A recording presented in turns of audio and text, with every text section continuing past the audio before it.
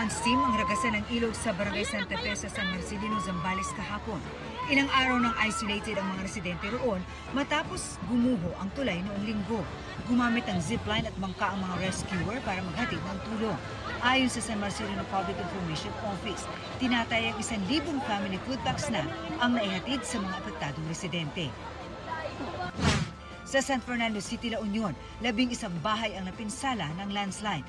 Walang nasaktan, pero lumubog at nagkabitak-bitak ang kalsada. Nag-inspeksyon na ang lokal na pamahalaan. Inilikas na rin ang mga nakatira malapit sa lugar.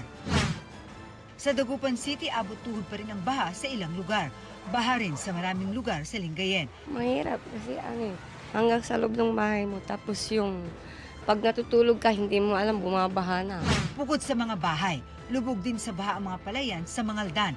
Pangamba ng mga magsasaka, baka mabulok ang mga pananim kung patuloy ang masamang panahon. Diyan kami na naman maghihirap na magsasaka kung talagang ito hindi titigil sa pagulan. State of calamity sa Mangaldan. Dahil din sa baha, isinailalim na sa state of calamity ang Kalumpit, Bulacan. Isinailalim na rin sa state of calamity ang lalawigan ng Pampanga. Sa Baguio City, patuloy ang pagdating ng mga nakikiramay sa mga naulila ng mga nasawi sa landslide sa Gisad Surong noong linggo.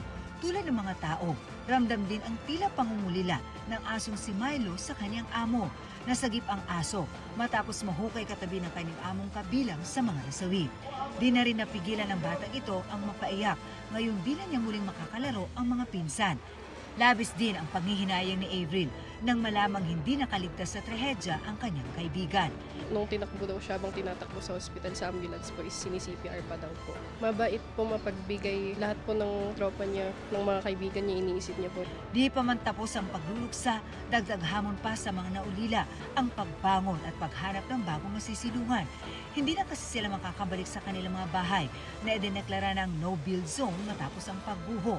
Ayon sa Baguio City LGU, tututukan nila ang pagtulong sa mga apektado. Siguro ang tinitignan namin dito, ano yung mga engineering solutions para to mitigate o kaya prevent yung mga ganyan. Ako si Marisol Abduraman, ang inyong saksi.